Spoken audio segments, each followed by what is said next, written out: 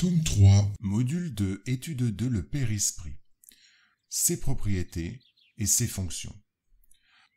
Nous allons aborder, lors de ce podcast, les propriétés du périsprit telles que sa plasticité, sa densité, sa pondérabilité, sa luminosité, pénétrabilité, sa visibilité, tangibilité, sensibilité, expansibilité, unicité et mutabilité. Et par la suite, nous allons aborder également dans ses fonctions, sa fonction instrumentale, sa fonction d'individualisation, organisatrice et sustentatrice. La nature du périsprit. Le mot périsprit, créé par le professeur Rivail pour désigner la substance qui sert d'enveloppe à l'esprit, est décrite par les mentors de la codification comme une substance encore bien grossière pour eux, assez vaporeuse cependant pour pouvoir s'élever dans l'atmosphère et se transporter où il veut. Le professeur Rivail explique que, comme le germe d'un fruit est entouré du périsperme, de même l'esprit proprement dit est environné d'une enveloppe que, par comparaison, on peut appeler périsprit. Le périsprit est le lien qui unit l'esprit à la matière du corps. Il est puisé dans le milieu ambiant, dans le fluide universel. Il tient à la fois de l'électricité, du fluide magnétique et jusqu'à un certain point de la matière inerte.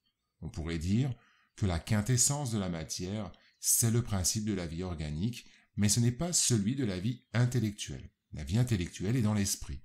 C'est en outre l'agent des sensations extérieures. Le périsprit, ou alors le corps fluidique des esprits, est un des produits les plus importants du fluide cosmique. C'est une condensation de ce fluide autour d'un foyer d'intelligence ou âme. On a vu que le corps charnel a également son principe dans ce même fluide transformé et condensé en matière tangible. Dans le périsprit, la transformation moléculaire s'opère différemment, car le fluide conserve son impondérabilité et ses qualités éthérées. Le corps périsprital et le corps charnel ont donc leur source dans le même élément primitif. L'un et l'autre sont de la matière, quoique sous deux états différents. Les esprits puisent leur périsprit dans le milieu où ils se trouvent, c'est-à-dire que cette enveloppe est formée des fluides ambiants et il en résulte que les éléments constitutifs du périsprit doivent varier selon les mondes. Selon les esprits, la planète Jupiter nous a été donnée comme un monde très avancé comparativement à celle de la Terre, où la vie corporelle n'a pas de matérialité pareille que la nôtre. Les enveloppes périspritales doivent y être d'une nature infiniment plus quintessentielle que sur la Terre. Or, de même que nous ne pourrions pas exister dans ce monde avec notre corps charnel, nos esprits ne pourraient y pénétrer avec leur périsprit terrestre. En quittant la Terre, l'esprit y laisse son enveloppe fluidique et en revêt une autre appropriée au monde où il doit aller. La nature de l'enveloppe fluidique est toujours en rapport avec le degré d'avancement moral de l'esprit. Les esprits inférieurs ne peuvent en changer à leur gré et par conséquent ne peuvent, à volonté, se transporter d'un monde à l'autre. Il en est dont l'enveloppe fluidique, bien qu'éthérée et impondérable par rapport à la matière tangible, est encore trop lourde, si l'on peut s'exprimer ainsi par rapport au monde spirituel, pour leur permettre de sortir de leur milieu. Il faut ranger dans cette catégorie ceux dont le périsprit est assez grossier pour qu'ils le confondent avec leur corps charnel et qui, par cette raison, se croient toujours vivants. Ces esprits, et le nombre en est grand, restent à la surface de la terre comme des incarnés, croyant toujours vaquer à leurs occupations. D'autres, un peu plus dématérialisés, ne le sont cependant pas assez pour s'élever au-dessus des régions terrestres. Les esprits supérieurs, au contraire, peuvent venir dans les mondes inférieurs et même s'y incarner. Ils puisent, dans les éléments constitutifs du monde où ils entrent, les matériaux de l'enveloppe fluidique ou charnelle appropriés au milieu où ils se trouvent. C'est ainsi que les esprits de l'ordre le plus élevé peuvent se manifester aux habitants de la Terre ou s'incarner en mission parmi eux. Les propriétés du périsprit. Les esprits, comme il a été dit, ont un corps fluidique auquel on donne le nom de périsprit. Sa substance est puisée dans le fluide universel ou cosmique qui le forme et l'alimente comme l'air forme et alimente le corps matériel de l'homme. Le périsprit est plus ou moins éthéré selon les mondes et selon le degré d'épuration de l'esprit. Dans les mondes où les esprits inférieurs, sa nature est plus grossière et se rapproche davantage de la matière brute. La couche de fluide spirituel qui environne la Terre peut être comparée aux couches inférieures de l'atmosphère, plus lourdes, plus compactes, moins pures que les couches supérieures. Les fluides ne sont pas homogènes. C'est un mélange de molécules de diverses qualités, parmi lesquelles se trouvent nécessairement les molécules élémentaires qui en forment la base, mais plus ou moins altérées. Les effets produits par ces fluides seront en raison de la somme des parties pures qu'ils renferment. Les esprits appelés à vivre dans son milieu y puisent leur périsprit. Mais selon que l'esprit est plus ou moins épuré lui-même, son périsprit se forme des parties les plus pures ou les plus grossières du fluide propre au monde où il s'incarne. L'esprit y produit, toujours par comparaison et non par assimilation, l'effet d'une réaction chimique qui attire à lui les molécules assimilables à sa nature. Il en résulte, ce fait capital, que la constitution intime du périsprit n'est pas identique chez tous les esprits incarnés ou désincarnés qui peuplent la Terre ou l'espace environnant. Il n'en est pas de même du corps charnel qui, comme cela a été démontré, est formé des mêmes éléments, quelle que soit la supériorité ou l'infériorité de l'esprit. Ainsi, chez tous, les effets produits par le corps sont-ils les mêmes, les besoins pareils, tandis qu'ils diffèrent par tout ce qui est inhérent au périsprit.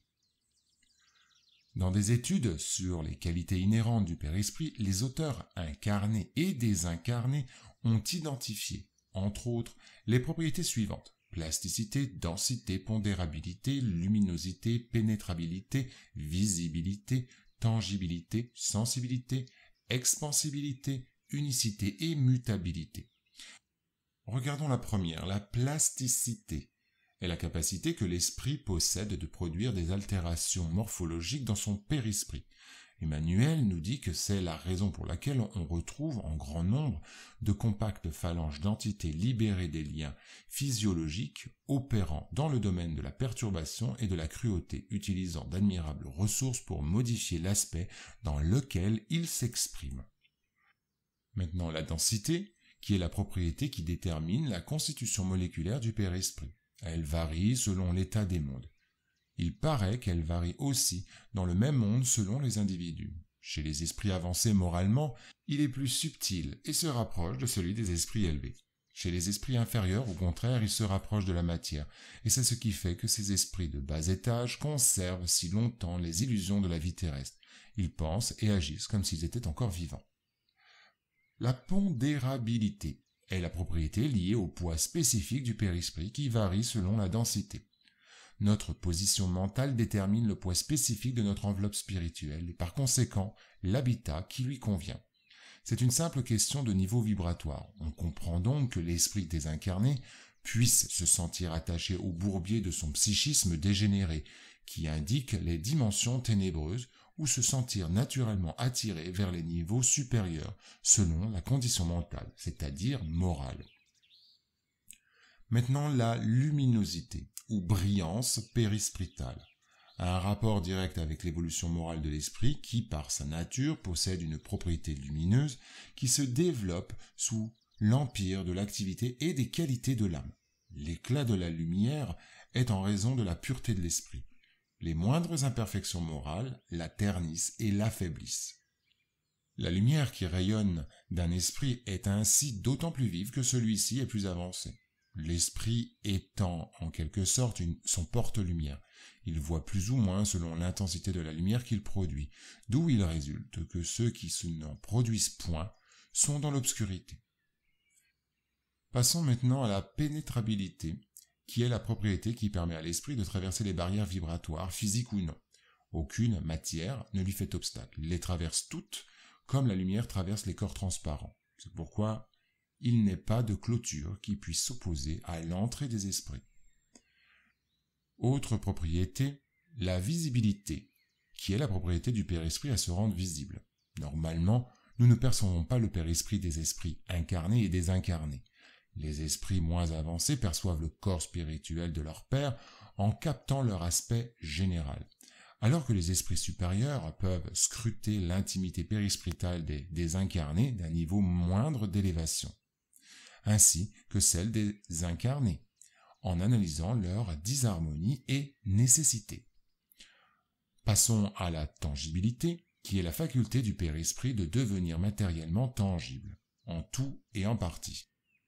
On a vu, sous l'influence de certains médiums, apparaître des mains ayant toutes les propriétés de mains vivantes, qui en ont la chaleur que l'on peut palper, qui offrent la résistance d'un corps solide, qui vous saisissent et qui, tout à coup, s'évanouissent comme une ombre. Leur tangibilité, leur température, en un mot l'impression qu'elles font sur les sens, puisqu'on en a vu laisser des empreintes sur la peau, donner des coups douloureux, ou caresser délicatement, prouvent qu'elles sont d'une matière quelconque. Leur disparition instantanée prouve en outre que cette matière est imminemment subtile et se comporte comme certaines substances qui peuvent alternativement passer de l'état solide à l'état fluidique et réciproquement. Maintenant, la sensibilité, qui est la propriété du périsprit de transmettre les sensations et les émotions de l'esprit.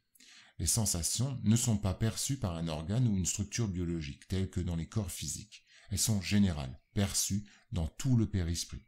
Ainsi, l'esprit voit, entend, sent avec tout son corps spirituel, car les sièges des sens ne se localisent pas aussi spécifiquement que dans l'état d'incarnation. L'expansibilité, qui est le caractéristique qui permet au périsprit son expansion et son extériorisation dans les phénomènes animiques, les dons fluidiques et les processus médiumniques. Par sa nature fluidique, il est expansible. Il rayonne au dehors et forme autour du corps une sorte d'atmosphère que la pensée et la forme de la volonté peuvent étendre plus ou moins. Tout y suit que des personnes qui ne sont point en contact corporel peuvent l'être par leur périsprit et se transmettre à leur insu leur impression, quelquefois même l'intuition de leur pensée. L'unicité. L'unicité par le reflet de l'âme dans sa structure périspritale, ce qui signifie que chaque personne porte dans son propre périsprit la somme de ses conquêtes évolutives. Il n'y a donc pas de périsprit identique. Maintenant, le dernier point, la mutabilité, qui doit être comprise comme la capacité qui permet au périsprit, par l'action de la plasticité, de changer son aspect de structure et de forme, modification conduite par l'esprit en conséquence de son processus évolutif. Le corps fluidique s'épure et s'ennoblit avec l'âme, il la suit à travers ses incarnations sans nombre, monte avec elle des degrés de l'échelle hiérarchique, devient de plus en plus diaphane et brillant pour resplendir un jour de cette lumière éclatante. Pour le dernier point, nous allons travailler maintenant sur la fonction du périsprit. Dans l'incarnation, l'esprit conserve son périsprit. Le corps n'est pour lui qu'une seconde enveloppe plus grossière, plus résistante, appropriée aux fonctions qu'il doit remplir et dont il se dépouille à la mort. Le périsprit est l'intermédiaire entre l'esprit et le corps. C'est l'organe de transmission de toutes les sensations. Pour celles qui viennent de l'extérieur, on peut dire que le corps reçoit l'impression. Le périsprit la transmet et l'esprit, l'être sensible et intelligent, la reçoit. Lorsque l'acte part de l'initiative de l'esprit, on peut dire que l'esprit veut que le périsprit transmette et que le corps exécute. Il existe donc quelques fonctions de base du périsprit, telles que la fonction instrumentale, comme on peut la déduire de sa propre définition. La fonction primordiale du périsprit est de servir d'instrument à l'âme dans son interaction avec le monde spirituel et physique. Cette projection énergétique de l'âme agglutine l'énergie cosmique primaire en consolidant une structure de nature physique qui, reflétant toujours sa source, lui sert d'élément de liaison avec le milieu qui l'entoure, lui permettant non seulement d'y agir par influence, mais aussi d'en recevoir une influence par des échanges et des bénéfices dans son parcours évolutif glorieux. Deuxième fonction, la fonction d'individualisation. Le périsprit sert à son individualisation et à son identification. L'âme est unique et distincte et le périsprit, son enveloppe éternelle, la montre en la reflétant, lui assurant ainsi une identité exclusive.